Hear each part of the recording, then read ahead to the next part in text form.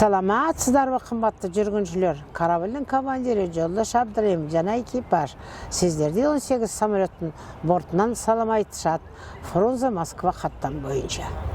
Деп на борту біздің первый секретарь Усубалиев, Кулатов деген кісілер, Шыңғыс Айтматов, Сакин Бегматов, министр иностранных дел, Кулипа Кондушалов деген кісілердің бәрі үшірді нелері бар. Сол кісілер бәрі Москваға ұшып бара жатыр. Сонда впервые 66-й год кейбірде мен қырғыздарға айнамай, қырғыздар көздеріңді ашыңдар. В каком году мен қырғызша сөйлеп бергім своим переводом. Десем, ой, сіз ошондайсыз, ошондой, мен ошондаймын деп. Мен ошондаймын. Да. Мен келіндерім қырғызда. Бізде күйеу балаға төс тартады ғой. Қырғыздар болса, қызына төс тартады екен. Бізде қазақта күйеу балаға төс тартып, ақша салып сөйтеміз ғой, жеңгелер бөліп алады. Ал қырғыздың несі дәстүрі бойынша қызына тартады төсті. Анан басты ең кішкентай, үйдің кішкентай адамына тартады. Неге? Сондай. Мен әкешілерім 1930 жылдар Қарағанды облысынан сол жақтан көшіп келген. Бір үйде бір 50 жыл болса 49-ын алған, біреу қалған. Бай ма, бай емес пе, әйтеуір малда бірақ мал қалдырады. Түйе ма, бір сиыр ма, бір жылқы ма, оған қайтып не алады.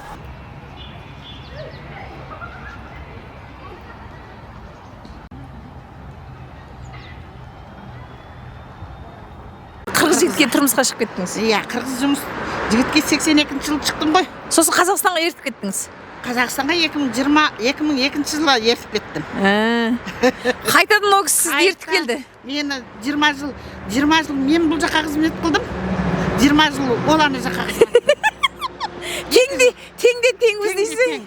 Енді сіз бұл жаққа қайта қызмет қылайын деп жатсыз. Мен бұл жаққа қызмет қылып жүрмін. Тағы. Істеп жатпайын ба мына? Мен соқылық номер 4-тен күтпедім бе бүгін кешке. Сол жерде. Қазақ үй осы. Мына қазақ үй текпей салынған екен ғой, иә? Қазақ үй. Қазақ үй дейміз, қырғыздар қырғыз үй дейді бәріміз. Қырғыздар боз үй дейді. Боз үй дейді, иә? Боз үй. Біз қазақ үй дейміз. Біз бәрі біздікі ғой. Қырғыздың жігіті де біздікі ғой десеңші. Ой Алла, сіздерді қатты еркелетеді екен. Кел. Вау, шығандай әдемі. Әдемі екен. Аға, мен сізді қазақ деп ойлап қалдым. Сосын жаңа апа айтады, жоқ, мен қырғызға тұрмысқа шықтым дейді. Мен айтамын, қазақша сөйлеп тұр ғой деп. Қырғыздың ұлы жүзі болады. Қырғыздың ұлы жүзі. Қазақшаны қай жақтан үйреніп алдыңыз аға? Қазақша 20 жыл қырғызша сабақ бердім. Қазақтарға қырғызша қылдық. Қазақстанға барып қырғызша сабақ бердіңіз бе? Қай Директор айтады, мен атым Молдалы, Моке. Ана қаншамша қазақша қосып қойбайсыз дейді. Мен айттым, англис тілін сабақ бересіз бе, ақша төлейсіз, орыс тілін бересіз. Мен бесплатно оқытатпаймын қырғыз тілдесін, ойбай аныңда тура дейді. Ол ағай біздің директор ағай жамбылдық екен да. Содан барғаннан кейін танысып қалдық қой ол кісіменен. Ең бірінші енді Министр қорғамыз деген Алматыда. Облыюға шақырды бізді. Облыюға. Достар, мен бүгін Қырғызстандамын. Шетелдегі қазақтармен қатар түркі халықтарының асыл мұраларының тарихын көрсетіп жүрген YouTube арнама қош келдіңіздер. Жалпы Қырғызстанда 40 мыңға жуық қазақ бар екен. Олардың бір легі сонау 28 жылдардан басталған тарихи ахуалға байланысты көшкендер. Тағы бір легі қырғыз азаматтарға тұрмысқа шыққан қыздар деуге болады. Көбісі Бишкектің маңындағы Соқлақ, Манас сынды алыс жақын аудандарда тұрады екен. Несінде мына жерде Озерный деген ауыл бар. Соқылықта біздің ауылдар бар. Манас деген село аэропорттың жанындағы ар жағында Нижний Чувствен бәрі қазақ болған. Қазақ ауылдары, иә? Бәрі қазақ ауыл. Нақты қазақтар ғана сақталған қандай ауылдар бар сонда? Ауылда сол қазір Озерный ауыл бар. Соңын Манастың ауылына Манас деп айтады. Ар жақта бұрын алты барақтап қояды. Оны қазір Үшқын дейді. Сол ауылдар бар. Ар жағында чуть-чуть Нижний Чувский деген жер бар. Оларда қазақ мектептері бар ма, апай? Қазақ мектептері бар ма? Қазақ мектептер жоқ. Қазақ мектепті тек қазақтар тұра ма, әлде қырғызбен аралас па? қазір кішкене қырғыздар көбейді, бұрын орыстар, немістер көп. Сондай заман болған. мен түсірім десе қай ауылды барып түсіре аламын мен? Асылбаш. Асылбаш неше шақырым осы жерде? 45-50 ғой деме. Асылбаш деп біз деп барсам қазақтар тауып аламын ғой ол жерде. Жоқ қой, Қазақтар жоқ ол жерде, қырғыздар. Қазақтар қыздары бар. егер сіз Қырғызстанда қазақтарға қатысты өзге де білгеніңіз болса, міндетті түрде комментарийға жазыңыз. Біз Қырғыз еліне жуырда тағы да сапарымызды жалғастырамыз. Ал бүгін фильмде кимешек тігетін Ләззат ханым және сонау кеңес үкімет тұсында қырғызша алғаш рет ұшақ бортында ашуды жариялаған қазақ қызы Тілеухор апамызды көрсетеміз. Сондай-ақ айранда үйіп, ұрпақ өсіріп отырған қырғыз-қазақ отбасын көрсетеміз. Бізбен бірге болып міндетті түрде лайк басыңыз және пікір қалдырыңыз. Серік Сұлтанғажыны қолдайтын, жалпы түркі халықтарының тарихын қолдайтын адамдар қанша екенін бірге көрейік. Қуанышым қазынам тарды. Қуанышым қазынам. Bile. Gel hakim vakit de.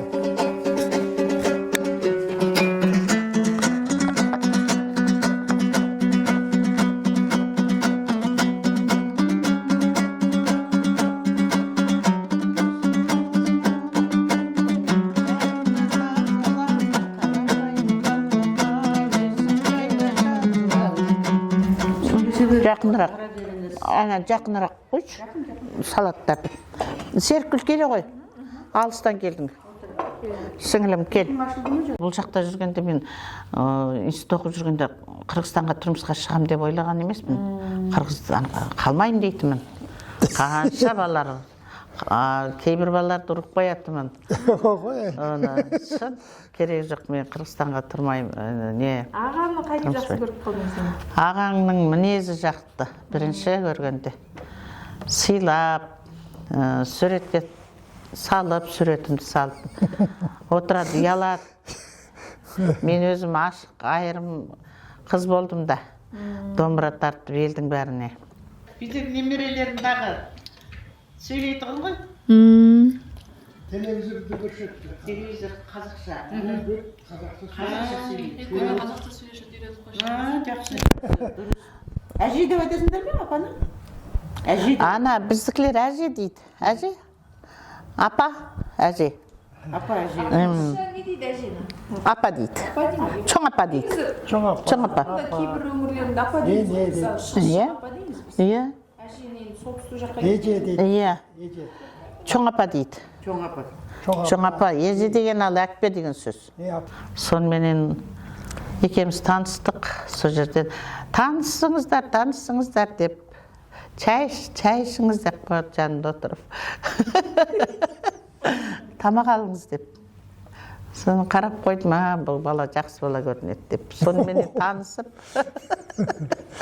Бұл бала менікі болады дедім.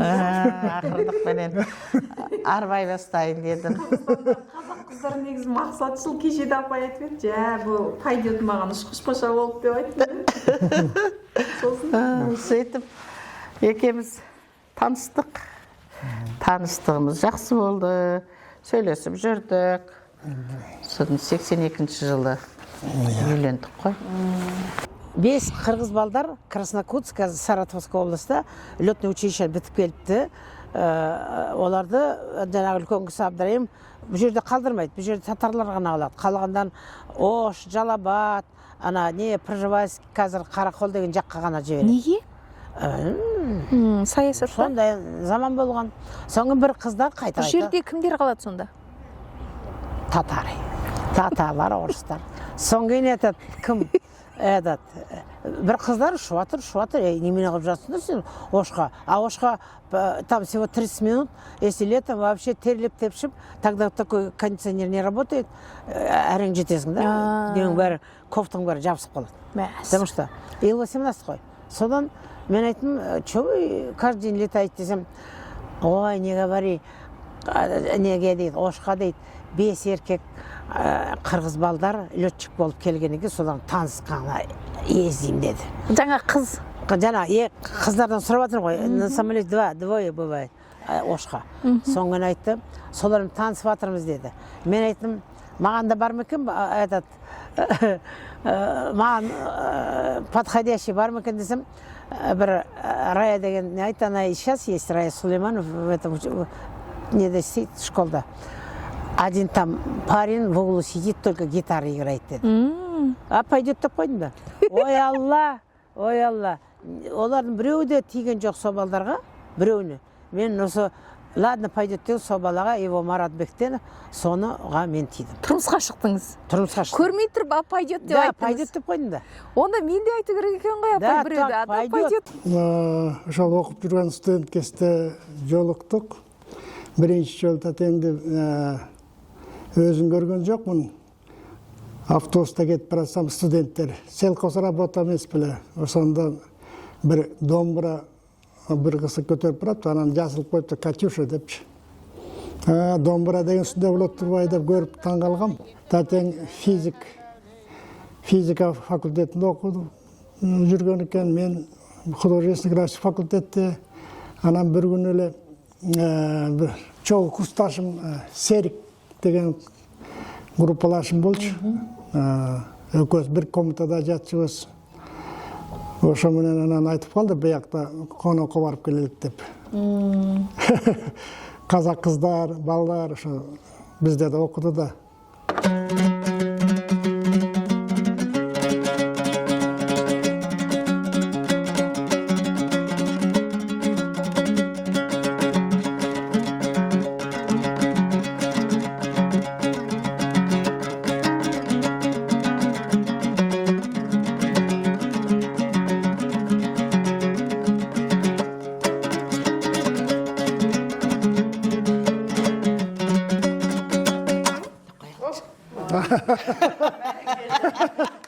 Тартады екен депші.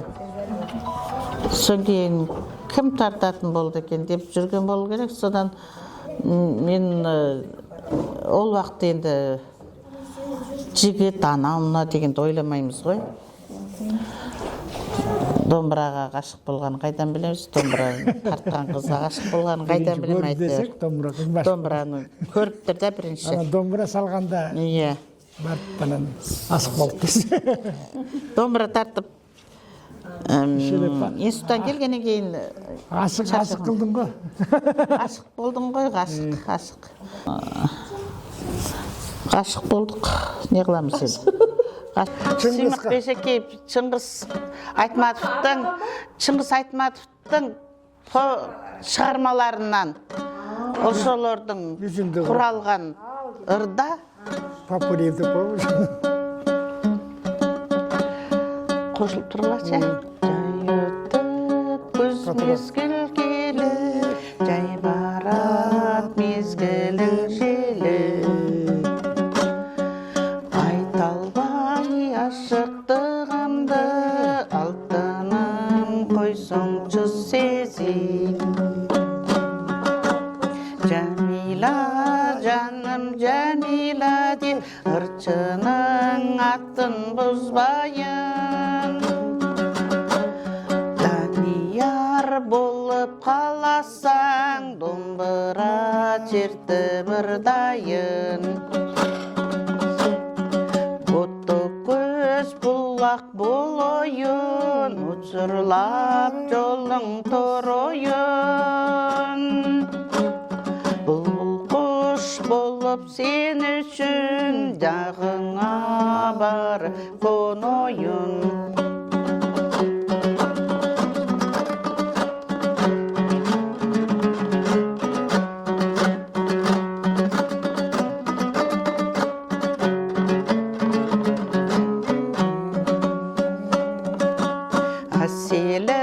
Әсел-әсел-әсел түн бойы тынбай сайрайын.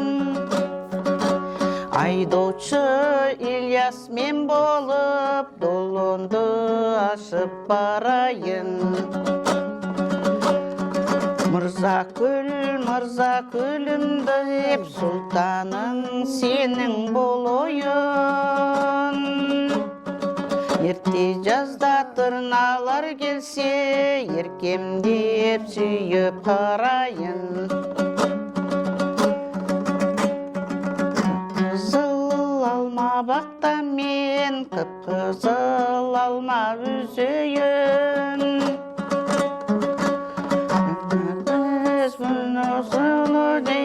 Нұрғыңа барып қонойын. Мысық көл болып чалқысаң, ақ кеме болып сүзейін. Океан болып толқысаң, Титаник болып шөгейін. Мұны өзім қосып қойғам тық артындағы Титаникті. Океан болып толқысаң, Титаник болып шөгейін деп өзім қосып қойдым ана. Өзім қосқам. Дұрыстап түсіндіріңіздерші, бұл шыңғыс айтматтың шығармаларынан алып бір ақын кісі жазған ба? Иә. Ақын емес, әнші. Обоншы да әнші. Композитор да қой. Сыймық Бесекеев деген Қырғызстанның мықты атқарушы әншісі бар. Өзі жазады сөзін. Өзі сөзін жазып, өзі музыкасын шығарған осы. Енді мен кішкене музыкасын өзгертіп айтып жатырмын, оныкі басқаша келеді да. Сіз музыкасын ғана сөзін де өзгерттіңіз соңында, Океан аяғында өзім қосып жүрмелі әдетім бар өзі. Өйткені жастарға Титаник ұнайды. Алапа тағы сіздер қосылып айтсын. Мен Хазиева Ләззат, Бишкекте, қазақ диаспорасында көптен бері араласып, осы жұмыс жасаймын. Қанша қазақ бар Қырғызстанда? Мен өз басым мысалы Қырғызстанда қазақтар бар деп ойламаппын көп. 40 мыңнан аса қазақ бар негізі. Түркияда мысалы 30 мыңнан астам қазақ бар деп айтады ғой енді. Бұрын кеткен қазақтар бар, Ауғанстаннан келген қазақтар бар, қазіргі барып жатқан қазақтар бар. Қырғызстандағы қазақтар қалай бұл жаққа келді? Немен айналысады? Олардың өмірі қандай? Бұл қазақ пен қырғыз құда жекжат болып, қыз алысып, қыз берісіп, тығыз байланысты да, былай айтқандашы. Қазақ болсақ та біз қырғыз елінде өзіміздің қазағымызда жүргендей-ақ жүре береміз бұл жақта да. Қырғыз елі сондай айкөлел, керемет кеңпейіл, құшағын жайып қарсы алып тұрады, қазақ бауырымда бардайым. Өзім Мойынқұмның қызымын, бойымда, қанымда бар шығар. Анам тігінші болған. 5 қызбыз өзіміз, 5 қыздың ішінде тігетін мен осыны. Кимешек тігетін тек қана менмін да. Бұл өзім ойымнан шығарғаным, енді мамандар білетін шығар, қай жер дұрыс, қай жер дұрыс емес. Мен маман емеспін.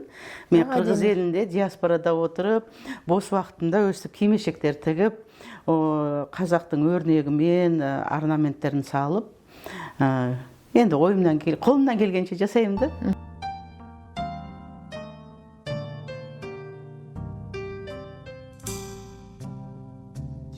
Көзімнің қарасы, көңілімнің санасы бітпейді іштегі ғашықтың жарасы. Өзіңіз қалай келдіңіз? Мен сонау Қазақстанда Жамбыл облысында туып өскен, Мойынқұмда 65 жылғымын. Мойынқұмда туып өсіп, сол жерде үйленіп, үйлі жайлы болып отқанда 2 баламен осы Фрунзеге келдім. Нешінші жылдар келдіңіз сонда? 89 жылы келдім. Неге кету керек болды? Неге кету керек? Бұл жаққа қайненем келіп, қайынсіңілім троллейбустың оқуын оқып, анан кейін қайненем бізді шақырды. Қайынсіңілім осы жерге үйленіп қалды. Бірақ сіздің жолдасыңыз қазақ қой, е? Менің жолдасым не? Бестерек. Бестерек деген руын айтып отырсыз ғой, е? Қазақ, е? Өзім Найманның қызымын.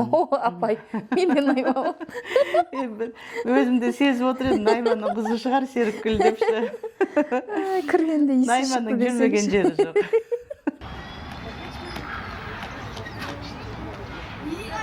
Мен әкешілерім 1930 жылдар Қарағанды облысынан сол жақтан көшіп келген. Бір үйде бір 50 жылқы болса 49-ын алған, біреу қалған. Бай емес пе, әйтеуір малдар, бірақ мал қалдырады. Түйе ме, бір сиыр ма, бір жылқы ма.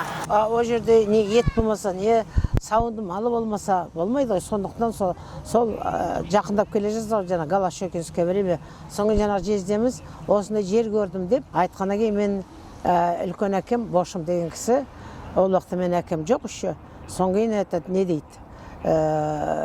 Мен бір не болады, келін болатын бір балама қыз бар еді, соған барып келейін де ауылына, бір ауылға барады.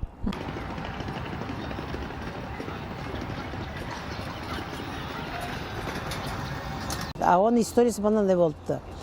Дала жерде қысында бір атшан кісі бара жатыр. Борған артында атшан бара жатыр, алдында бір жаяу адам бара жатыр. Соң қуып жетеді, айтады, сен неге атсыз кетіп бара жатсың осы қысында, өзің осындай боранда десе айтады, мен атымды қасқырларға тастап кетіп бара жатырмын, солар жеп жатыр, мен кетіп бара жатырмын дейді. Өзін құтқарып қалу үшін, менің өмірімді сақтап қалған үшін мен сізбенен дос болайын дейді.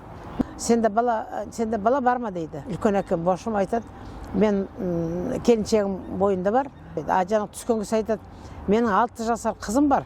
Еркек бала туса, соны сол құда болайық осы уақыттан деп ант береді. Төстерін ашып. Жарым жылдан кейін бала туылған, аты Сүлеймен деп, мен әкем атын. Соңғы кейін айтады, болды, айтылған сөз болды, беремін дейді тағым, жанына 12 жасар бір атының баласы қызын береді. Потому что ол кісілерде майда балдар болған 12 жасар. Бір жақта алыс жаққа кеткенде бізде бір қызымыз жалғыз жүрмесін деп, жаңа 12 жасар қызын салып береді. Ол кісінің аты жай бала, мен әкем, шешем аты Жанапия. Екеуі всегда екі қатар жүретін. Сондықтан келеттағы бүт нелерін жинап, айтады, көшейін деп атымыз. Ол уақытта қазіргі емес, ақшам бар, аяқтан үй алдым деген заман жоқ. Главный адам айтты, көшеміз, все, нелерін буды, бәрі көш. беріп кетеді. Еріп кетеді. Содан алдыменен олар неден шығып Балқашта тұрған кішкене, Балқаштан кейін Шуда тұрған, енді сразу келе алмайды ғой. Содан кейін осы Қырғызстанға келген.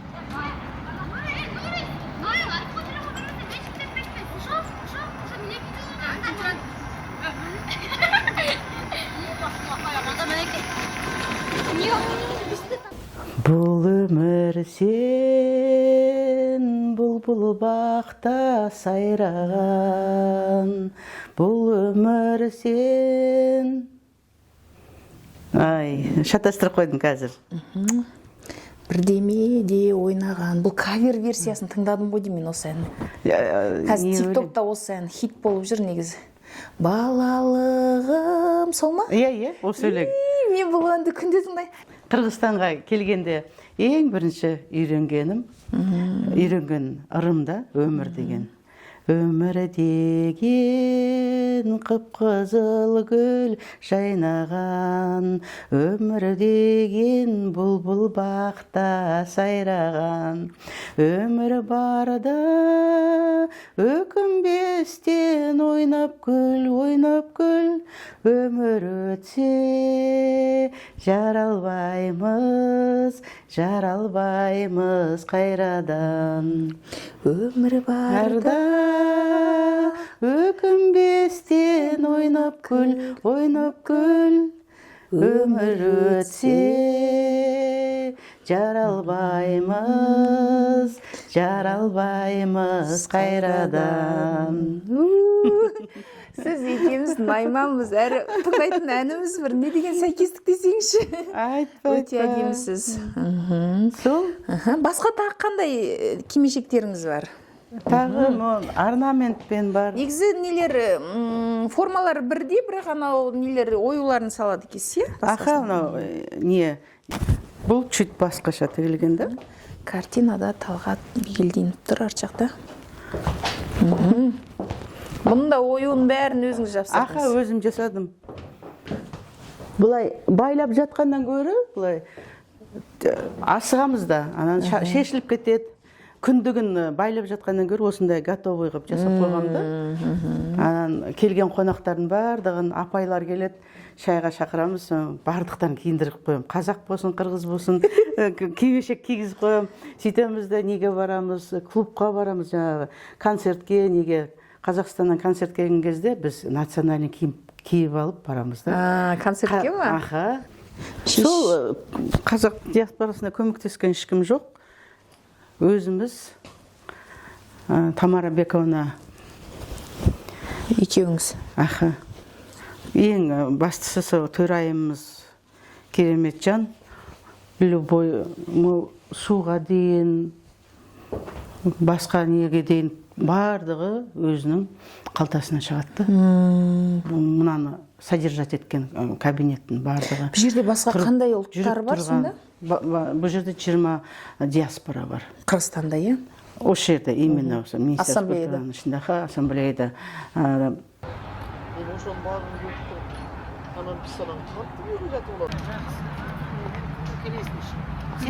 Күнде келем. Мына жерде біз қандай атақты партийный государственный деятель. Сонымен 1944 жылы мен туылыппын. Ол уақытта әкем болса, мына Бакинский жаңағы соғыстың жанында окоптарды қолменен аритеті болса, соғыстың несі болған. Сондай ардагерлері болған. Сонымен өзім болса сол алдымен осы Озерныйда оқыдық, содан кейін біздің бәріміздің нелердің бәрі жақын Қазақстан деп село Төлек Московский районға көштік. Қазақстанға жақындап па? Жақын, жақын, ар жағында, жақын, Калинин деген село бәрі сол жақта, ар жақта. Енді қырғыз бен қазақтың ұлттық киімдерінің ұқсас, жана немесе ұқсамайтын тұстары. Оларды елечек дейді қырғыз. Кимешек де? Бізде кимешек дейміз, ол кісілерде қырғыз халқында елечек деп айтылады. Елешек па, ерешек па? Елечек. Елешек. Бізде кимешек. Олардың төбелері биік болады. Биік болып орағаны Оралып жасалады, иә? Оралғаны кішкене ұқсас. Біздікі омырауды жауып тұрады, біздіші. И арты мынандай ұзын болады. Қырғыздың кимешегін қалай анықтаса болады? Кәне бір айналыңыз. Ол кісілердікі арты қысқа болады. Қысқа. Біздікі қазақтікі бүйтіп неге дейін ұзын болып тұрады ғой. Сол кезде білесіз, кім қазақ, кім қырғыз екені. Негізі қатты айырмашылық бірақ жоқ, иә? Шылда айырмашылық жоқ, аха. Қазақта кимешекке бір шетіне не тағамыз ғой, біз үкі. Иә. Қырғызда ондай жоқ, үкі таққан. Жалпы бізде домбыраға бәріне үкі тағамыз ғой. Ер жігіттерге де үкі тағып тымақтарына сондай қылады. Бізде сол тіл көзден дейді ме? Тіл көзден сақтасын деген сөз. Үкінің қанатында Құранның сөз дұғасы жазылған деп айтады. Енді мен оны нақты білмеймін, ғалымдар білетін шығар. Бірақ ел арасындағы аңыздарға байланысты. Сондықтан үкіні сондайға тағады екен.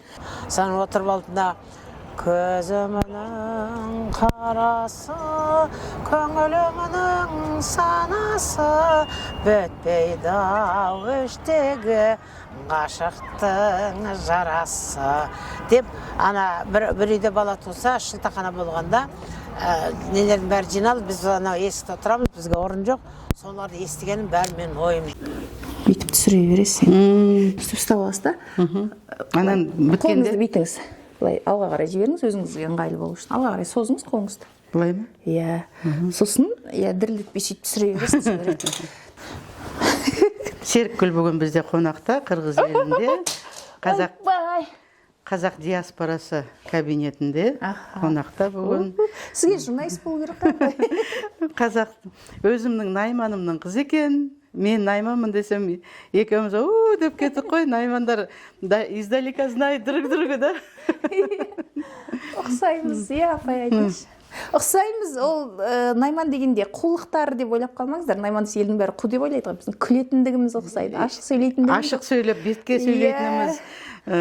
Ашық жарқындығымыз ұқсайды деп жатырмыз. Вот, иә. Ал қалай, апай? Тамаша, аха. Кәне кимешек киіп көрші. Мен өз қолымнан тіккен кимешегім. Так, кимешек. Міне, Серікгүл. Қазір келе жатыр ма? Көйлегін ки. Бісміллә. егде жасқа келген кезде кимешек маған жараса ма жараспай ма көреміз. Жарасады. Негізі ұлттық киім бәріне жарасады. Ұлттық киім бәрі жақсы, иә. Дұрыс айтасыз. Апай, бетінде тональка бар ғой, мыналарға жұқа алмай ма? Жұқса мен жуа салам. Жуа салам мен қорықта. Автомат бар ғой. Ой, Мен қарап отырмын ғой кабинетте босқа. жатыңыз. Мына шаштың жалбырап жүрген шашпен кимешек киюге болмайды екен. Білінбей қалады қазір, жауып қалады. Жоқ, анау апаларымыз шашты түйетін сол ғой, жаңа алдына келіп қалды. Иә. Кеше балбал тастарға бардым ғой, апа. Ой, апай. Сол кезде не екен? Балбал тастарда әйел балбал тастар бар екен. Сосын мен оларды қалай білет дегенде шашынан білет дейді. Сосын мен ойладым, шашы өрілген болады шығар. Сөйтсем, олардың да шашы сияқты. Да? Былай ұзын екен. Маған жараса ма, апай? Жарасады жаным, жарасады. Ана жерге дейін, маңлайыңа дейін түсір. Маңлайыңа дейін түсір. Алдыңдан киеға. Қызық болып қалды ма? Жоқ, әдемі. Әдемі. Там, ал. Жаңа сізге айнал деген осылай ғой, апай. Тамаша. Мына кимешектерді Ләззат апай өзі жасайды екен, қараңыздар, Қырғызстанда. Басқа жерден, қай жерден көрдің? Кимешек жасап, кимешек киіп отырған қазақтарды көрдің бе шетелдегі?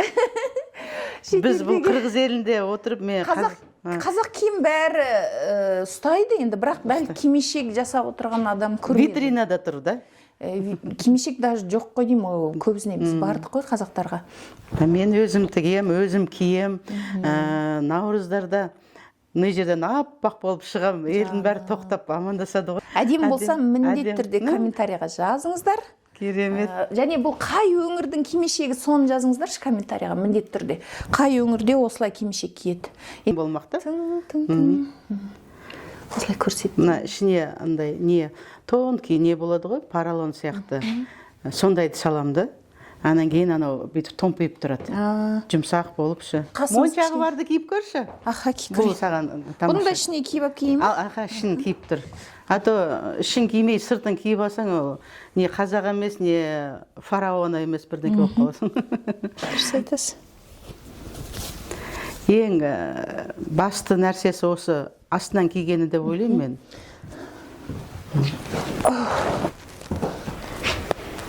Төмен бас. Көзі бақырайған бір кемпір болады екен. Кимешек киген кезде көзіме орында қалады екен, енді қалғандарын. Ал қалай, апай? Мынандай страза мен неғамды өзім әдемілеп қойғам. Арт жағы мынандай болады екен, қараңыздар. Бұны енді мен өзім неғып қойдым. Қазақтардың несін қарасам, осында арттарын салбыратып қойыпты да. Атак мен алдында бұндай жоқ етін, сонан кейін барып бұны қостым. Өзіңіз қостыңыз? Өзім қостым, аха. Қанша қосылу керек, қанша сборка бола ма, болмай ма, оны білбеймін да, сборка қылып. Жоқ, өзіңіз біліп жасай бересіз ғой, қай заман, ешқандай шектеу жоқ. Ал жазыңыздар, қандай кимешек маған жараса ма, жараспай ма, жазыңыздар міндетті түрде.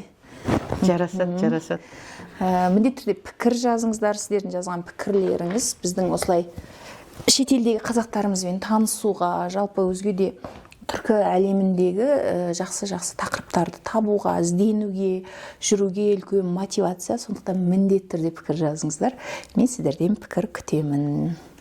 Менің YouTube каналымды таратыңыздар әрі. Ұлттық дүниелеріміз міндетті түрде көрсетіледі. Рахмет, апай. Сонымен осы Қырғыз еліне, ол кезде Қырғыз қазақ деп бөлінбеуші едік та. Совет одағы болған. Сол екі ұлым бар, Аллаға шүкір. Немерлерім бар. Келіндерім Қырғыз. Үлкен келінім Көлден, Ыстық Көлден, кіші келінім Жалалабадтан. Отандастар қоры бізде шетелдегі қазақтардың балаларын неғып тұрады. Шақырып, екі немеремде барып, сол Қазақстанға деген олардың көз қарасы басқаша болып жатыр да. Оказывается, қазақша сөйлегісі келіп, мен бір аптаның ішінде қазақша үйреніп келдім, әже деген кезде мен сондай керемет не болдым да. Қазақ деген қан ойнап бойымдағы. Ол жерде өріктің екі түрі, большой черешня, анан кейін екі гранат, екі түп. Өседі, Вишня. мына сонда 4 ақ соттық жерге салынған үй ма? 4 соттық жерге салынған. Қандай әдемі. Аха. Жүріңіз. Ләстапайдың үйіне келдік. Үйде 10 адам жасаймыз қазір. Сіздің балаларыңыз, немерелеріңіз? Үлкен балам 2 баласы жасайды. 10 адам бар екен көрініп тұр, апай. Аяқтыңдар көп болса, адни сорт яғды размерлер. Ой, красотуляларым. Ал кіріп, амандаса беріңіз балаларыңызбен. Ассалаумағалейкум. Смотри, какая котешка келді. Сәлем. Саламатсыз ба, ежедесің? Егіздер, е? Аттарың кім? Айтшы тегі. Ал айтыңдар. Аттар, как звать вас? Элина. Қош көрдік, сәлематсыз. Где? Қалыңыз қалай? Взрослые дети, где? Самира! Рауль! Рауль, Баяман. Телефон дай мне пока. Святая душа, и все твоя душа у них. Алина. Пустота.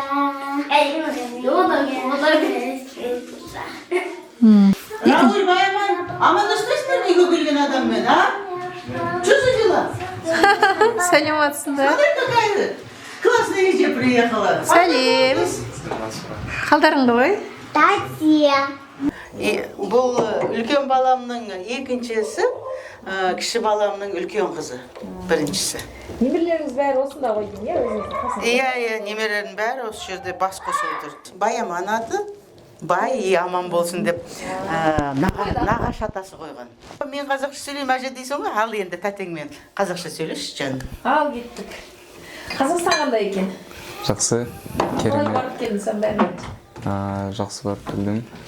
Алғаш Жайна. баруың ба еді Қазақстанға? А? Алғаш баруың ба еді бұл Қазақстанға? Бірінші А, Жоқ, эми тиги родственниктерге баргам. Бұрын, е? қонаққа барған бір жолы. баргам. Жақсы болды. Керемет әсерде болып келдің ғой. Керемет, да, керемет болды. Мага абдан жақты. Жақты ма? Иә. Тәтеге қарап сөйлесің жоқ? Айбай жақты ма? Иә, Айбай айбай жақты. Аля, еле дейсің да жаным. Да, можно я на русском скажу? Можно. Мені айта бер. Я казахский недавно начал учить, по идее, когда в Казахстан вот первый раз поехал, тогда начал только казахский более-менее изучать, понимать. Ну, и он оказался таким не особо-то и сложным, потому что кыргызский, казахский очень похож. И я стараюсь совмещать и кыргызский, и казахский в своем разговоре. Когда разговариваю с казахами, с моими друзьями из Казахстана, я пытаюсь больше разговаривать на казахском языке. Орысша сөйлей ме? Қырғыздың жастары негізінде қырғызша сөйлейді. Кыргыздын жастары Қырғызша да айта берсең болады. кыргыздардын жаштары кыргызча деле, орусча деле сүйлөй билет. Но азыр көбүнчө орусча эле сүйлөйт. Анткени көбүнчө орус класстарда окуйт, орус школдордо, мектептерде. Қазақстан жастары қандай екен, жалпы Қазақстанға барғанда не ой түйдің? Вот я сравнил. Вот в Кыргызстане мы разговариваем больше на русском, чем на кыргызском. Но в Казахстане я заметил, больше разговаривают на казахском. Да, Это прям очень видно. Я когда ходил в общественные места, знакомился с новыми людьми, я больше слышал, как люди разговаривают на казахском, нежели на русском. Вся молодежь очень хорошо знает казахский. Сам стараюсь больше разговаривать на кыргызском, но, как вы видите, мне на русском легче разговаривать, потому что я сам учился в русском классе. Но кыргызча деле сүйлөй берем, когда надо.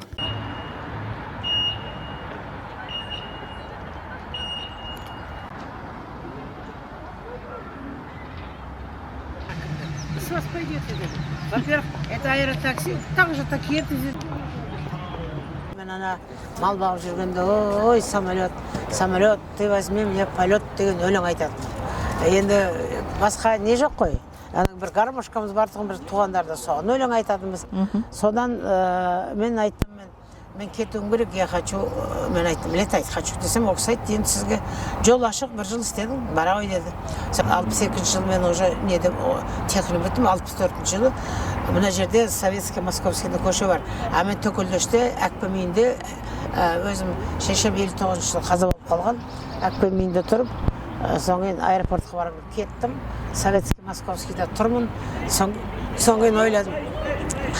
Қой, неме троллейбус вверх кетсе аэропортқа барам. Ниже кетсе театрға барам деп себе загадала. И этот троллейбус келіп қалды, 7 деген троллейбус болған. Соған отырдым да аэропортқа келдім. Келіп, соған орыс кісілер бәрі мынадай курит, толтыра ордендар. Что красавица пришла, деді. Я летать хочу, десем. Она хочет летать. Ну, не знаю, сейчас деді да, мені бір начальник аэропортқа алып барды. Содан кейін айтты, ну, у нас сейчас летать нету, это сентябрь месяц болды да, 6 сентябрь где-то. А потом, может быть, содан кейін еді, да, ол кісі айтты, да, у нее голос подходит, қырғызша оқи деген жақсы деп маған сүйдеді. Сонымен мен айтты, қазір летать еткенге орын жоқ, сізді біз диктор қылып аламыз деді. Бірінші диктор мен Қырғызстанның. Қырғызстандағы алғашқы Да, дикторсыз. алғашқы диктор 64 жылы. Елге деген сағыныш бола ма ара-тұра? Елге деген сағыныш, жарты сағатта границадан өтем да, ар жаққа еліме бара қалам. Баса салам да қайта келе саласыз. Баса салам, с пенсионный карточкамды алам да, бесплатно өте қалам. Ары қарай уже 5000 теңге берем да, Мойынқұмға жетіп қалам. Натырға Мойынқұмға 2 сағатта жетіп қалам. Бір таудың екі жағындағы екі елдеңізші. Иә. Енді сағыныш болады, көпке араласпай қалсаң. Атақ Бірақ дегенмен бастапқыда келген кезде, басқа бір шет елге барған кезде қазақтардың сіңуі, үйренуі ұзаққа созылып жатады ғой. Иә. Сізде қалай болды о жағы? Мен келген кезде Советский Союз етін. Біз все-таки Советский Союз кезінде сол дәуірдің несін көріп қалдық та, тәрбиесін көріп қалдық. Орысша, ортақ тіл орысша болды. Енді ойлап отырмын, мен осынша жыл тұрып, неге қырғыз тілін жақсы сөйлемегем депші. Мен қазір қырғыз тілінің сабағына барам. Мен айтты, летчиком хочу быть десем. Ну, летчиков мы не принимаем. Ну, вот набор, бортпроводница можешь деп мені жаңағы бортпроводник қалды ғой, стюардасы. Соңын оны біттік, оның біткені кейін ұшып жүрміз. И только Сол кезде апай сонда оқу ондай жоқ, просто ала сал де? Қаяқтың оқу. Мысалы, қырғыз тілінен басқа қандай тіл білесіз, оны сұрады? Жоқ, қырғыз тіл жоқ, тоже не болды, жалаң орысша. Кеңес одағы тұсы орысша. Нет, сейчас, біз авиация сейчас только переводится на қырғыз язык. И сонда 66 жылы партийный съезге уже бізде Ил-18 неме Фрунзе Москва деген рейс болған. Соны ұшатында бізде Абдраимов Шамбай Абдраимович деген кісі, бірінші пилот кісі болған, начальник. Сол кісіге айттым, уважаемый Шамбай Абдраимович, мы летаем из столицы солнечного Кыргызстана, города Фрунзе, почему не говорим приветственную речь на кыргызском языке десем, маған қарап тұрып, сөзді оншалық білмейді, келіншек татар болған, бүйтіп айтты. Башумова, если хочешь, переводи деді. Қағазды алдым, орысша мынандай да. Добрый день, уважаемые пассажиры, командир корабля, товарищ Абдраимов, экипаж. Приветствует вас на борту самолета Ил-18 по маршруту Фрунзе-Москва. Деп соны перевод бүйтіп жасадым. Саламатсыздар ма қымбатты жүргіншілер, корабльдің командирі Жолдаш Абдраимов жана экипаж. Сіздерді 18 самолеттің бортынан салам айтышат. Фрунзе-Москва хаттан бойынша. Өзіңмен арыстың, бойымда таныстың. Жайнаған гүлідей қорыбым сен, жағада тұрдың сен. Жаз еді көркіңді, қайдасың бұл күнде. Сен іздеп арманым, сыр бойын шарладым. Сен іздеп арманым, Бішкекте шарлады. Қандай әдемісіздер, қандай көңілдісіздер. звездамыз. Конечно. Алдымен Ләззат апайдың үйіне бардық, ал келесі күні Тілеуқор апамен күні бойы сұхбаттасып, ол кісінің де шайын іштік. Үшеуміз Бішкектің көшесінде жарқырап жайнап қазақша сөйлеп біраз еркеледік. Ой, әкең артқая. Қазақ қызының Қырғызстанда алғашқы диктор болып сонау кеңес үкіметі дүркіреп тұрған кезде де ұшақ бортында алғаш рет қырғыз тілінде жариялаған жүрегіміздің қошына кетті. Кешкісін Бішкектегі Талғат Бигелдиновтың ескерткішіне арнайы бардық. Жалпы Тілеуқор апа ұшқыш Талғаттың туған жері Ақмола облысындағы Майбалық ауылы емес, Қырғызстан деген әңгіменің шетін шығарып қалды. Сондықтан алда Талғат Бигелдиновке қатысты зерттеу міндетті түрде жүргіземіз және арнайы сюжет дайындайтын боламыз. Жалпы бұл жақтағы қазақ отбасындағы балалар қырғыз-қазақ әндермен әлдиленіп өсіп келе жатқаны бізді қатты қуантты. Тағы мемлекет тілдің, тіпті ол қырғыз тіл болсын, қырғыз мемлекетінде, қазақ елінде қазақ тілі болсын, маңызы қатты зор екенін түсінгендері бізді расында қуантты. Болашақта мысалы Қазақстанға барып тұру деген сияқты ойлар бар ма? Қазақстанға тұру жоқ. Әже участвовала в конкурсе «Бабушка года» 2020 Не, 2017. Охо, 17 жылы. Полтер. Там она пела эту песню и выиграла что-то. Нет, что-то емес, нормально сөйлесең. Бірдеңке- Олар жақсы сөйлейді. Волнует. Самая Веселая. бабушка и яркая бабушка деген номинат берді да маған. Қазақ тілді. Қазақша сөйлейсіздер ме? Міне осылай сөйлейміз. Қазақ тілі, қырғыз тілі, орыс тілі, үш тіл жүреді. Енді күйеуім бестерек болса, мен қазақ болсам, келіндерім қырғыз болса, үш тілді де не қылмау керек та? Өкпелемеу керек. Татарша білмейміз. Мен бұлар кішкентайынан сол ана жырын айтып, тербетіп, бесік тербетіп, сөйтіп осы өлеңді құлақтарына құйғам. Бұлар жақсы біледі оны. Енді өзім сөзім ұмытып қалмасам, қызым давай айтады. Шет жүрсем сағынарым, сағынсаң табынарым, анашым бір өзіңсің, сағынарым. Анашым шалқып күлсең, алдымда ұзақ жүрсең, жүрегім жыр толғайды, көңілім ортаймайды. Анасы бар адамдар ешқашан қартаймайды. Осып, өлең айтып қоямыз немерелермен. Метис қой бары. Сабираның мен по-любому қазақ пен қырғызға шығам деген жерін қиып тастайды. Қазаққа шығам деген жерін алам. Бірінші қазақты айтып атпай ма? Ана қырғызды қояды. Сол жер қалсын көздерін қоямын. Қыздар деген әкпесін мені жезесінтіне келгенде төрге отырады. Ортаға отырмайды.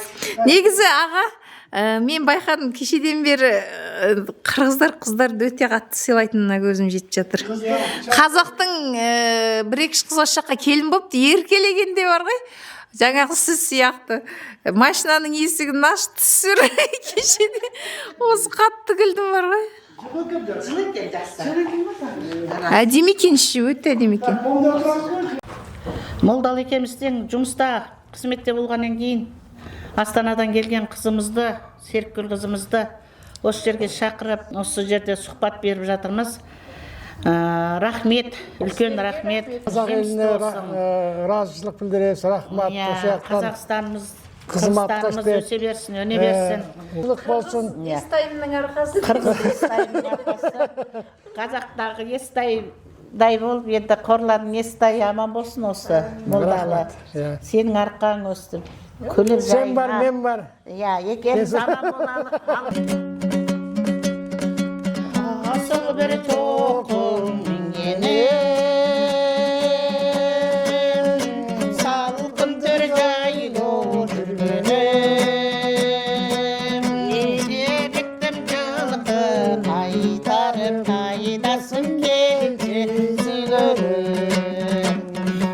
Сіз негізі меншік немерелеріңіз ғой деймін, Иә, біздің немерелеріміз біз мектептен ғана бер жақтан шығып қалдық, ана жақта тағы ұлдың балалары.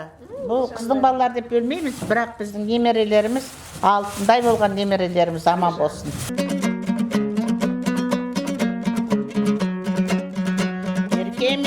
Еркем ай, еркелеген еркем ай, еркелеген еркемді еркелетсем екен ай, еркелетсем екен ай. Келгеннен кейін қазақтардың бәрін жинап алдық ол жерде дағы институтта.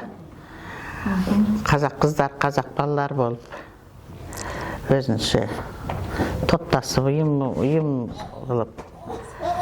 Содан кейін мына жолдасым сол Серікпенен комнаталас екен. Мен бірақ оны көрген жоқпын ғой бұрын. Сол Серік үйіне барады.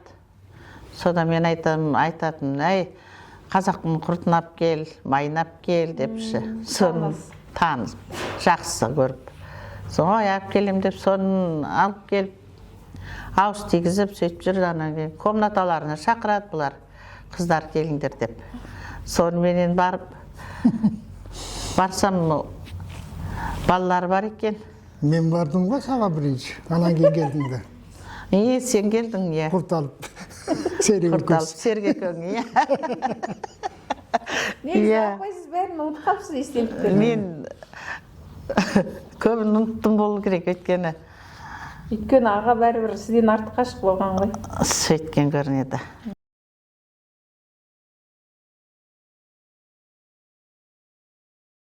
Біз еме далада жатабыз да, маса жоқ, таза бар. Анан айқайлайды, мал кіріп кетті бе деп, оны барсам жығылып қалды. Отырдым да жығылып жерге не қылған жоқпын да неменен. Соны айттым мен, мен басым айланып, уже давлением көтеріліп кетті, жығылып. Мені көтере алмайсыңдар, енді мындай скорый шақырып не қылмасыңдар болмайды. Машинеге салғаннан кейін еш нәрсе білмеймін. Содан бастап июль, август полный, 2 ай. Есім білмей жаттым комада. Үйге келіп, шығып келгеннен кейін тағы 1 ай жаттым, еш нәрсе білмей. Кісілер танымай ешкімді. Емеге скорыйға салбасаң, мындай алып барғанда ана стап жүріш керек екен, прием жасап айтты, врачтар емеге. Без направления. Скорыйға салдық. Сразу ле сұрайды, ақшаң бар ма? Ой, бар. Ақшаны алып бар, анан шөл емеге алып бардық. Қырғызстаннан, осы жаққа келгенде. Өкмөттің больницаларына барсақ, врачтар жоқ, медсестралар. Тем более гражданин Казахстана. Сразу ақшасын асманға айтады. Осы менен частныйға бардық. Ақша бар бы? Қанша? $5000. Сразу жасайбыз депчі. Осы менде ақша азыр жоқ да. Алып келесіздер. Осыдан ертесі бастаймыз деп. $5000 алып барып бердік қыздар. Жақынырақ. Ана жақынырақ қойшы. Салаттап. Вот, қанша 4 сағат жасалды ғой? 4 сағат жасалды. Японский аппарат менен. Сосын қанша уақыттан кейін осылай қалпыңызға келдіңіз адам? 2 айдан. 1,5 жыл. 1,5 жыл. Үйде 1 ай жатып, анан кейін. Бастым ғой. Мен домбыраны неден кейін ба? 1 жыл, 2 жылдан кейін. 2 жылдан кейін почти. Мен басып жүрдім ғой, басып. Қайтадан туылған баладай болып, памперстен шығып, тұрып, ақылға келіп, тамақ жеп, ұшын-ұшын. Сондай болды да енді? Жаңа төрелген баласы. Жаңа баладай болып. Бір құдай, анан врачтар күшті. Құдайға шүгір. Құдайдың қолдаусыменен, врачтардың күштісілігіменен, көре тұрған жарығым бар екен. Қазір не ғой, апа? Домбыраны тартқанда оның бәрі, саусақтарыңызға бәрі не ғой? Иә, одағы не болады ғой? Жиі тартасыз ба қазір домбыраны? Жоқ, мен қолым босаған мезгілде ғана тартам. Қолым босамайды әзір. Мектепте істеп жүргеннен кейін Азыр тем более көп нәрсені балаларға үйрету керек деп соны менен әлек болып жүрем. Қайсы өлеңдер бар еді? Мен де жетпедім. Иә, көптен бері. Тез болу мен.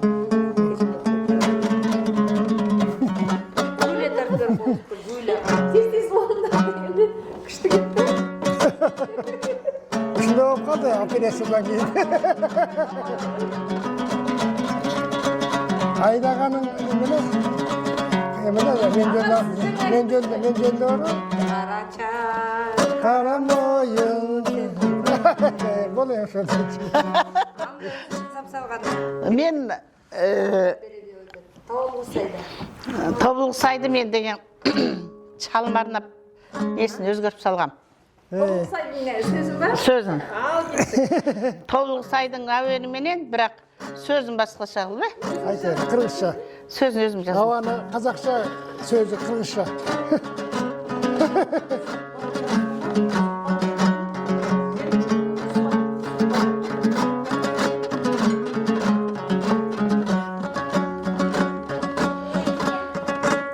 Айдымды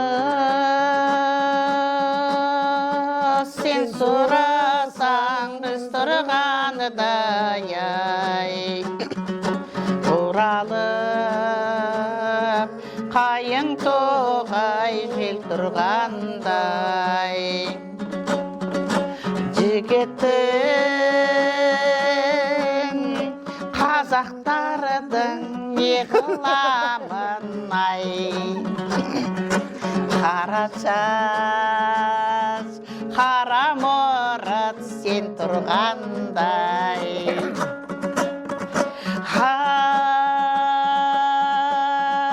Ай, жұлдызымысың нұрын шашқан ай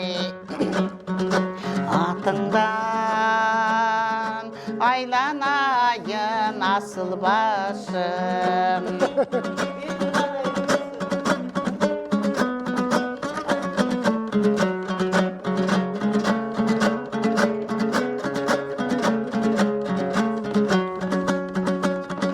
Достар, бұл менің Қырғызстандағы сапарымның нәтижесі.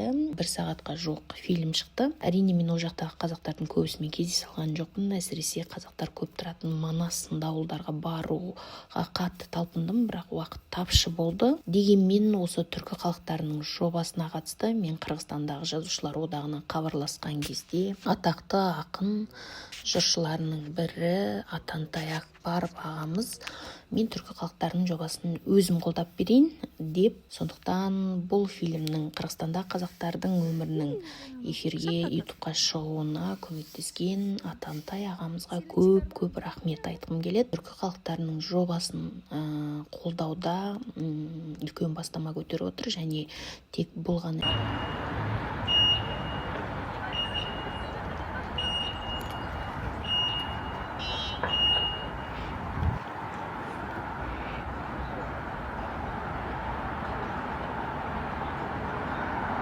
қолдаймыз, жеке өзім де қолдаймын. Рахмет сізге. Бізде ошол биргеликте иш алып барабыз, качан келсең биздин эшик ачык. Тарихты қолдап, түркі әлемін қолдап, оған менің осы съемка түсіруіме барлық жағдай жасалу деген ол көп адам қолынан келмейді аға. Мен бұл жобамен жасыратын жоқ. Көп жерге мысалы хат жіберіп отырам, проектін жіберіп отырам. Қырғызстандағы балбалдастар түсіресің ба? Жарайды, онда біз сені қолдаймыз деген бір ауыз сөзіңіз маған мысалы менің осы жасап жүрген еңбегім жолында бір шамшырақ сияқты болды да, сондықтан сізге алғыс айтамын. Көп рахмет.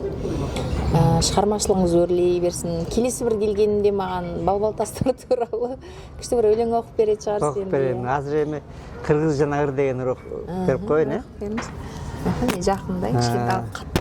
Мен азыр баягы эсимде түшпөй турат. Мен Оралга барганда Орал жөнүндө дагы жазып келдим эле. Анан Оралдагы көпөстөр жөнүндө. Анан кыргыз казак дегендерим бар. Ал дагы кийин келгенде мен даярдап коеюн. Анан азыр ошо кыргыз жана ыр деген өзүм билген эмемди окуп берейин. Өзүңүздүн ырыңыз, иә? Өзүмдүн ырымды окуп берейин. Заман каргап, жер боору таарыганда, ыр койнунда телчигип жетилген кыргыз, Açqa қалса ыр болып жаназығы, ырғайланып қайғысы кетілген қырғыз. Қамап келсе дұшманы жебе тартып, ырғайланып көзіне сайылған қырғыз. Жазатайып найзадан жараланса, жараттары ырменен таңылған қырғыз.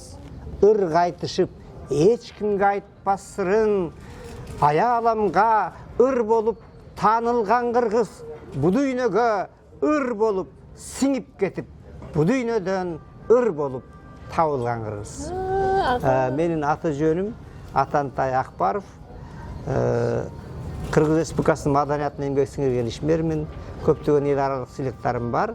Анан Қырғыз Республикасының Улуттук Жазушылар союзунун төрағасының орынбасарымын. Және жана Қазақстанда Қадыр Сыйлықтардың ішінде менде Қазақстандан Қадыр Мырзали атындағы сыйлықты алғам, Түрксойдун Абай атындағы сыйлығын алғам, түрк өлкөлөрүнө өтө көп сыйлыктарын алдым. Ал сіздер менің әлі де талай түркі халықтарының мәдениеті тарихын түсіруде немесе шетелдегі қазақтарды түсіруде жоба сіздердің қолдауларыңызбен жалғасын табады. Лайк басып, пікір жазып, бөлісіп дегендей. Алда Қырғызстандағы балбал тастарға қатысты серия шығады. Міндетті түрде күтіңіздер.